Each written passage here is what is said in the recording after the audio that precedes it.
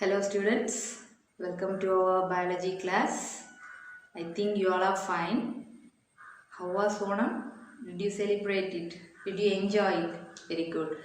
But I am little disappointed because only few of them were participated in the competition. That's not good, okay children?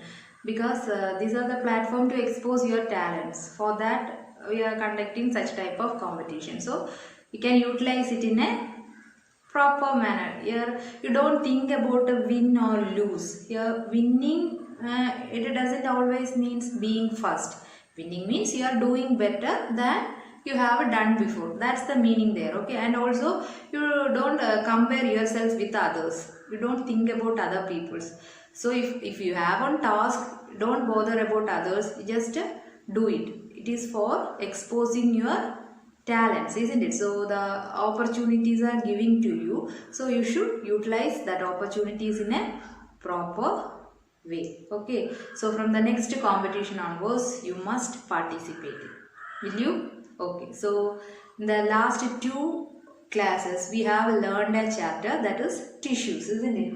So we have learned definition of tissues and the different types of tissues, isn't it? So in the last video we have discussed about the simple permanent tissues. Permanent tissues are of two types, simple and complex. We have discussed about the simple permanent tissues. Here the simple permanent tissues are of three types. Before that, if you want to know about the internal structure, you want to know anatomy, isn't it? What do you mean by anatomy? Yes, it is the gross internal structure of an organism. We can learn through its section.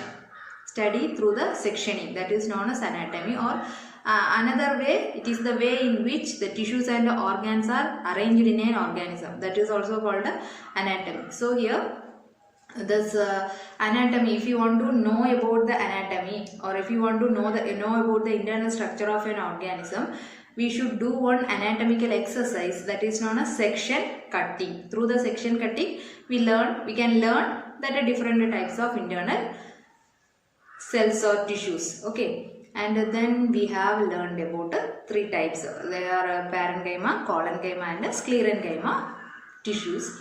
The first one, yes, parenchyma tissues. Here these three word derived from the Greek word. Here parenchyma besides enchyma. Beside enchyma means infilling, isn't it? And below the epidermis we can see this parenchyma tissues, and this parenchyma tissues are a different shape. They are oval, round, isn't it? Different shapes of parenchyma tissues are present. They are the living one. Inside the cells you can see a large vacuole, dense cytoplasm. A prominent nucleus is also present there. Then it gives support to the plants, as well as the main function is it storage the substances. So which one is called as the storage tissue? Yes, parenchyma tissues are called as the storage tissue, and we can see this in the root, stem, all parts of the plant. We can see this parenchyma tissues, isn't it? And the parenchyma tissues are also two types. We can see two types of parenchyma. If the parenchyma tissues contain that chloroplast, then they are called as the Sclerenchyma, okay? So the parenchyma contains chloroplast, then they are called as the Sclerenchyma. If inside the cell a large that space is present, if a large space is present in the cell, then they are called as, yes, they are called as the Parenchyma. Here Parenchyma we can see in the aquatic plants, isn't it?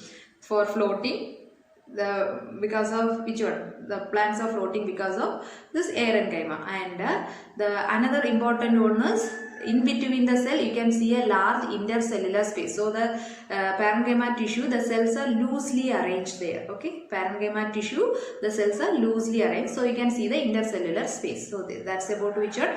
Parenchyma. Then the next one is collenchyma. Here colon, it's glue, enchyma infilling. So here in this collenchyma, the main function is it gives mechanical support. So which one is called as the mechanical tissue? Absolutely. Collenchyma is called as the mechanical tissue, and here you know the structure. Mostly they are elongated. When we take the transverse section, it's somewhat isodiametric in shape, and when compared with the parenchyma, they are somewhat like a parenchyma. But when compared with the parenchyma, this collenchyma cells at the corner, you can see the thickening, and it is due to the deposition of cellulose.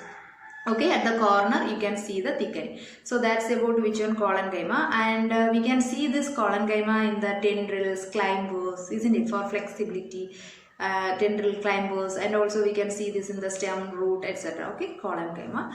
Then the next one is Sclerenchyma. Sclerenchyma, they are called as the dead cells, and they are the hardened nature. Hardened, the meaning of scleren, hardened. So hardened in nature due to the deposition of a chemical substance called lignin. So inside the cell, if you take the Sclerenchyma tissue, the cell, each cell, dead cell, you can see the dead cells. Okay, so inside there is no nucleus, cytoplasm, vacuoles are absent. There is a large cavity, and that cavity is covered with a chemical substance called a lignin. Okay, and you can see two types of Sclerenchyma cells. What are they? Fibers and sclerites. Fibers are long, elongated, and pointed at both ends, but the sclerites, they are called as the stone cells. They are in different shapes, stellate, T-shape. Okay, so these are the shapes of sclerites. Plants are strong because of which of this Sclerenchyma, and we can see these fibers and sclerites in the fibers we can see in the coconut, husk of the coconut, and the sclerite, you know, the seed of the coconut is hard because of which one, sclerites. Okay, so that's about, and also we can see this in the vascular bundle, stem, root, and all. Okay, which one? Sclerenchyma. Then the next one is epidermis. You know, epi means outer, dermis skin. So outer skin of the plants are called epidermis, and they are in different. They are elongated, single layered, multicellular. Okay, they are single layered but multicellular, and plants, that part above the soil, that is known as aerial part, the epidermis, some cells produces multicellular outgrowth, that is known as trichome, and the outer layer of the epidermis as well as side of the epidermis cell, they are thick in nature. The inner layer is thin in nature, and the plants which grow in the xerophytic region or in the xerophytic plants, the epidermis cells produce a waxy coating, that is known as cutin, and it helps to reduce transpiration, isn't it? So that all you have learned. Then you have learned about which one, that phellum, phellogen, phellodum.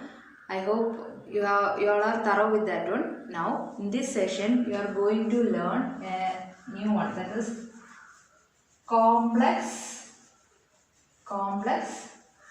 permanent tissue. Okay, what is the new topic?